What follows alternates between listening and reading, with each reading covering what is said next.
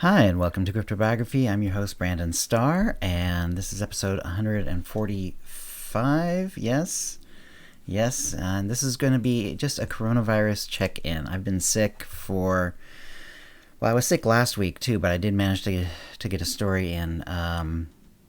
This week, though, I was not. I was in bed most of the day, most every day, and just have not written.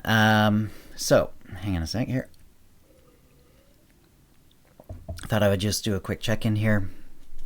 Other than being sick, I'm at home. My son is home from college right now. His spring break is going to be ending pretty soon. College is doing classes online. However, they do have their campus open, and he'd rather be there, just to be around kids his age and take advantage of, the fact that that's where his computer is actually, because if he's going to do online, we're going to have to, basically hop on off and on with with him doing his stuff on my computer, which is going to be obviously pretty awkward for both of us, since I use it a lot, and obviously he would have to use it a lot if he's doing classes. So, but hopefully I can get him back up there. I don't know.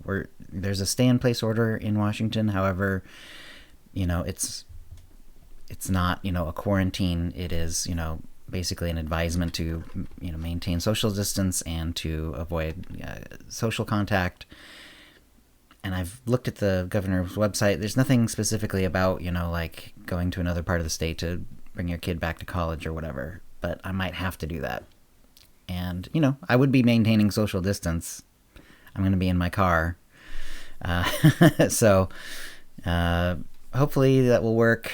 Of course, the rules could change in the next few days. If it gets much worse, they might say, "Hey, this is now just a lockdown order. We just can't allow anyone to travel at all." So you're allowed to maybe get groceries and get gas, and that's it. Or emergency stuff like going to a hospital.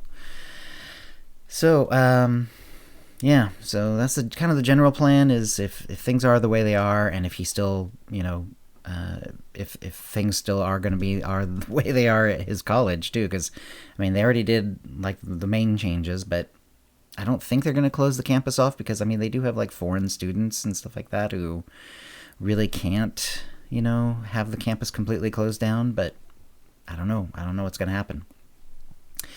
So we'll see about that. And yeah, so other than that, because I've been sick, I haven't been doing too much. My girlfriend, who has a job that's considered essential, she works for the public works, and they do the sewage cleanup. So it's that, and that can't stop, obviously, or else Portland would become, full of sewage. That would be bad. So she's at work, and because other people are at work, it's a little rough, because we don't, she's kind of resigned to, like, if she gets it, she gets it, because she's doing as much as she can. They are work has changed, like, even though they already were dealing with a lot of germs and so on, and they've been doing the elbow bump thing forever. That's not a new greeting to them. Still they're maintaining a lot more separation now and so forth, and she says it does feel very different, which is and it's unfortunate, but necessary. So, but because of that anyway, so she's going to be she's very likely that at some point she'll catch it. And the problem is, though, it's really dangerous for me if I catch it, because I do have asthma.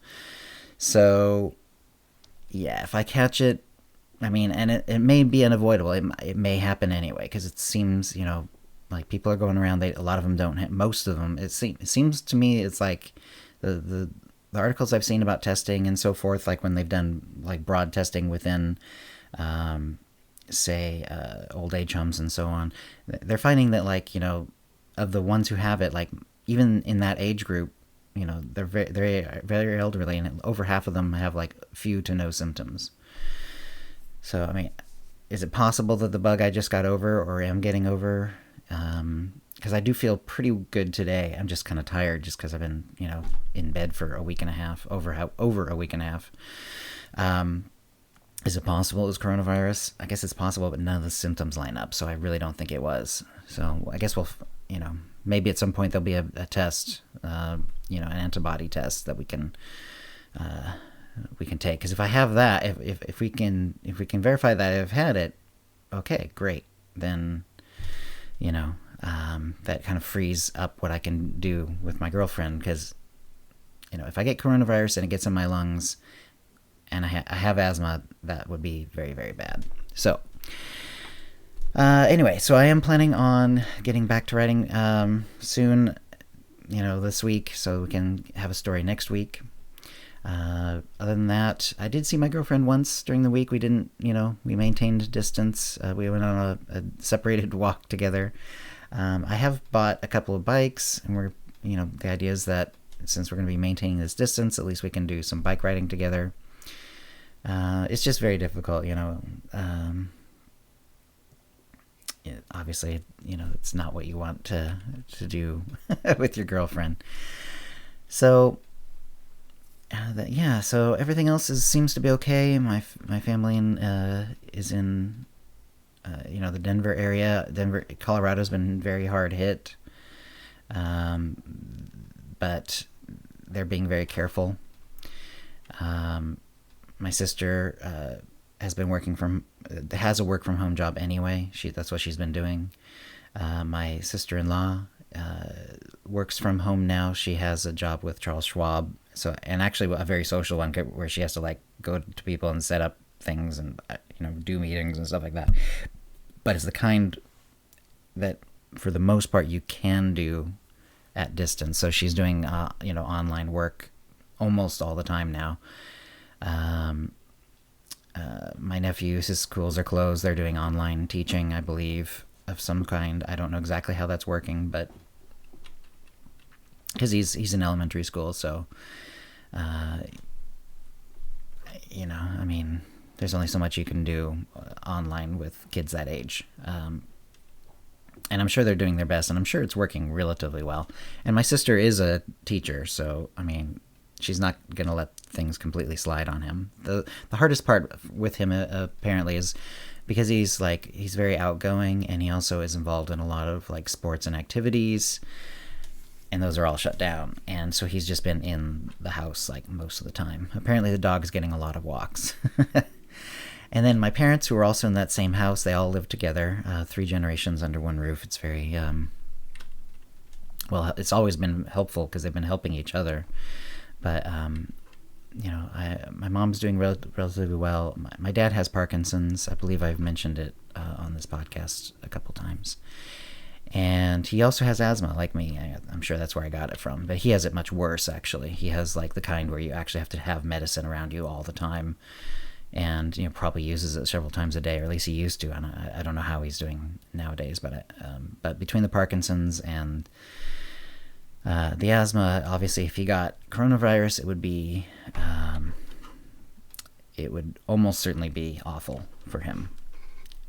So, I'm scared for myself, and I'm not, I'm 49, turning 50 this year, and, and I'm scared just because of the mild asthma I have. He has real serious asthma and Parkinson's that he's dealing with. So, yeah. So it's all nuts. Everyone's story is nuts. Everyone else has got a story, a lot of them are worse. I'm working from home, so, and that's what I do. I work from home. So, this isn't too big a change for me.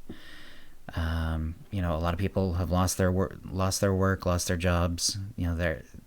They're completely out of, their money's running out, and there's a lot of people who have much worse situations than I do right now.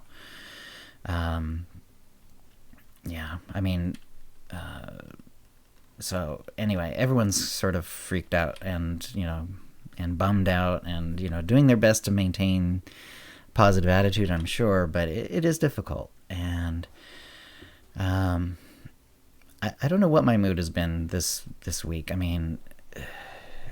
I guess it's just been kind of resigned, because that's I was already in bed. I was doing the best I can. If it was coronavirus or if it developed into it, like I got started with a cold or flu or whatever, and then and then a little bit of coronavirus, from who knows where, got to me. And even though I'm being pretty careful and pretty separated, anyway, it could obviously get very bad very quickly. But I was just sort of like, okay, well, we're just gonna take it easy this week as best we can. Do very little. I mean, I did some streaming this week, but most of that was just because if I stay in bed too long, my back starts hurting. It's like, one does one's best, but you get really tired doing nothing but being in bed all day. And I mean, so I did a little streaming, but I really didn't do any writing. Probably should, but what are you gonna do? My mind was not on that particular sort of creativity at the moment, but we'll get back to it. Hopefully, like I said, the last about 4 days ago was like the worst day. My symptoms actually changed. I had a little bit of a fever. Like I was starting to get a runny nose. I was like, oh gosh, symptoms are changing. This is not a good sign. But then that sort of peaked it out. And then the next day, like the fever was gone. A little bit of the runny nose was back. It was still there, but that was getting better. And then like the day before, that was the day before yesterday. And then yesterday was better. And I almost felt normal, but I was just kind of tired. But I could tell I was still a little sick. And now it's like, I'm just tired, I'm just kind of exhausted because I haven't been, physically active, and and sleep has been really weird. Even though I've been in bed like all the time, it's like, the sleep schedule's all thrown off. So, so that's, it's maybe not that exciting of an update, but I just wanted to have something to say today and kind of let you know where I am. So we'll get back to writing. I'll come up with some story for next time, and we'll go from there. So I hope you and yours are healthy. A couple of this might be a good time to mention there's a couple of folks who have been on the show who are doing different things. So CryptoBiography, he was a guest in an early episode, and he's stuck at home. He's in the UK, and they have a full lockdown on. And so he's been doing updates on YouTube. So if you go to CryptoBiography, that's with K's in it, KranitoKO, I think that's right. Anyway, if you go to him, he's doing an update about every day, just letting people know what he's up to. More seriously, Fibro Jedi, who was also an early guest of the episode of this show, has been having a really rough time. Not coronavirus specifically, but his mother passed on very recently. And then not coronavirus, it didn't sound like it was something else. But between the stress of that and some other things, he's not entirely sure what's going on, but he did have a seizure. He was in the hospital. He's getting over that. When you have a seizure and you have fibromyalgia, your muscles get pulled anyway, and a lot of people have pain after a seizure just because their muscles are strained and pulled. And with fibromyalgia, obviously it's way, way worse. So he's dealing with like pain unlike any I doubt I've ever experienced. And of course, there's no days where he has no pain, So when he says he has massive pain, it's beyond my comprehension.